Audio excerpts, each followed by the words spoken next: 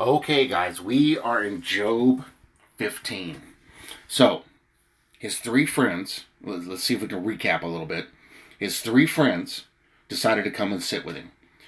And then they decided to blame it all on him, but they did it like in a real nice way. Trying to quote God and bring God into it and speak on God's behalf concerning this. But they were definitely blaming Job for the problem. Now, Job did not blame God for this. And he didn't blame himself for this, but finally he got tired of listening, and so he responded and called his three friends out, letting them have it. And then he actually had a very good prayer. He never blamed God for anything that he didn't do, and never did it in a hateful way. But Job, number one, Job is seeing this only from his perspective. Number two, there's a lot of things Job doesn't realize what's going on. And we found evidence that seemed to indicate his three friends might have known more about what was going on in this house than he did, which is very interesting, because it implies a lot. But Job responded, called him out, let him have it, laid into him, and then basically told him, shut up and stop talking. If you're not here to help, you're not here to do anything. So now his friends are going to come right out and respond to him, and respond to him in a much more direct way. We're going to start with Eliphaz here in Job 15. Eliphaz accuses Job of folly. Then Eliphaz the Temanite answered and said, should a wise man answer with empty knowledge and fill himself with the east wind? Blowing a lot of hot air, basically, is what he's saying. Should he reason with unprofitable talk, or by speeches with which he can do no good? And here's what's funny is, he's saying this, but that's what he did in his first response to Job. The same thing. Verse 4, yes, you cast off fear and restrain prayer before God, for your iniquity teaches your mouth, and you choose the tongue of the crafty, which is what they were doing. Your own mouth condemns you, and not I. Yes, your own lips testify against you. Now not only is he blaming Job, but he's trying to make it so Job is the one that has to take the credit for the blame. It has nothing to do with me, you did it. But then he's the one doing it. So he's a hypocrite. He's a two-faced hypocrite. Verse 7. Are you the first man who was born? Or were you made before the hills? Have you heard the counsel of God? Do you limit wisdom to yourself? This is funny. He's trying to quote from God or bring God into this equation. Like that's going to lead credence to his response. Verse 9. What do you know that we do not know? Actually, Job seemed to know quite a bit more. But here's another indicator that these guys may have known more about what was going on, because they seem to be hinting they knew more about what was happening in his house than he did. What do you know that we don't know? What do you understand that is not in us? Both the gray-haired and the aged are among us, much older than your father. Are the consolations of God too small for you? And the word spoken gently with you? Why does your heart carry you away? And what do your eyes wink at? That you turn your spirit against God, which he didn't do, and let such words go out of your mouth. What is man that he should be pure? And he who is born of a woman, that he could be righteous. If God puts no trust in his saints, and the heavens are not pure in his sight, how much less man, who is abominable and filthy, who drinks iniquity like water? You know what? This sounds like Satan is speaking through him, because he's talking about things he probably really shouldn't understand or know about. Because how would he have this understanding of, if God puts no trust in his saints and the heavens are not pure in his sight, well, how would he know that? Unless he'd been talking to God. How would he know that? This sounds like something maybe Satan would say. Anyway. Verse 17, I will tell you, hear me. What I have seen I will declare. Oh, he's going to speak openly now. What wise men have told, not hiding anything received from their fathers, to whom alone the land was given, and no alien passed among them. The wicked man writhes with pain all his days, and the number of years is hidden from the oppressor. That does not sound like a wicked man.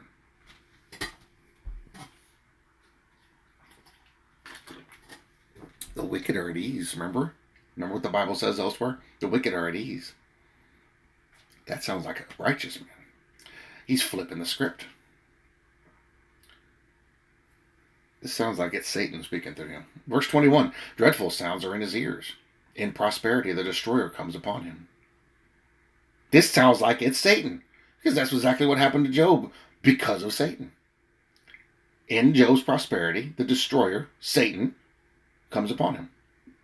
Verse 22, he does not believe that he will return from darkness, for his sword is waiting for him. He wanders about for bread, saying, where is it? He knows that a day of darkness is ready at his hand. Trouble and anguish make him afraid. They overpower him, like a king ready for battle. For he stretches out his hand against God, and acts defiantly against the Almighty, running stubbornly against him with his strong embossed shield. Job didn't do that. He's accusing Job of things he never did. Verse 27, though he has covered his face with his fatness. Now here's the part of the Bible where it seems to indicate that Job was actually a really big dude, because he's talking about Job. Though he has covered his face with his fatness, and has made his waist heavy with fat. He dwells in desolate cities and houses which no one inhabits, which are destined to become ruins. He will not be rich, nor will his wealth continue, nor will his possessions overspread the earth. I believe it's multiple. I believe two of his friends do this trick. I'm going to highlight that. I believe two of his friends try this. I'm not sure if he's the only one that says it. I think two of them do. Because there's another verse, I think it's in the next friend, that's, well, supposed friend that's talking to him, talks about the cockles of his legs, and it's big balls of fat, blobs of fat on the inside of your thighs, is what a cockle is. So Job was a big dude, and rightfully so. He had a good life. Though he has covered his face with his fatness, and made his waist heavy with fat, he dwells in desolate cities, in houses which no one inhabits, which are destined to become ruins. He will not be rich, nor will his wealth continue, nor will his possessions overspread the earth. He will not depart from darkness. The flame will dry out his branches, and by the breath of his mouth he will go away. Let him not trust in futile things, deceiving himself, for futility will be his reward. It will be accomplished before his time, and his branch will not be green. He will shake off his unripe grape like a vine, and cast off his blossom like an olive tree. For the company of hypocrites will be barren, and fire will consume the tents of bribery. They conceive trouble and bring forth futility. Their womb prepares deceit. Guys, as I'm reading this, I'm thinking back to the first chapter, and I'm thinking, did these guys have a part to play in what happened to Job? I'm thinking Satan is talking to this guy, because what he is saying seems like stuff that maybe Satan would say, because he's talking about things he probably shouldn't even know about. And the way he's putting it together, how he's taking the word wicked and the things that surround the wicked, but it's actually things that tend to surround the righteous. He's flipping it around and laying it as a blame onto Job. That's what it sounds like to me anyway. And then he talks about this, a fire will consume the tents of bribery. When did bribery come into this? Was it Job bribing people? No, there's no record of that. Could these guys have been bribing people? Maybe Satan used them to bribe people to go and take out his family and steal all his stuff. Because one thing a criminal loves to do is to come back to the scene of the crime and see its handiwork. Like rubbing it in his face. Had that happen to me before personally. And caught the dude.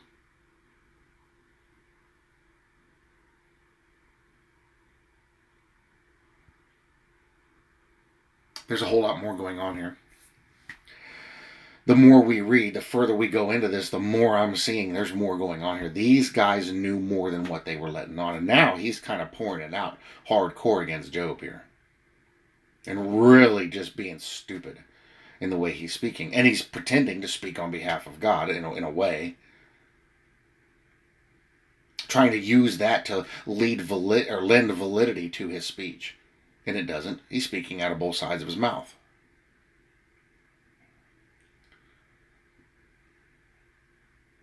I mean, he's playing the hypocrite like you wouldn't believe. It's unbelievable. Unbelievable.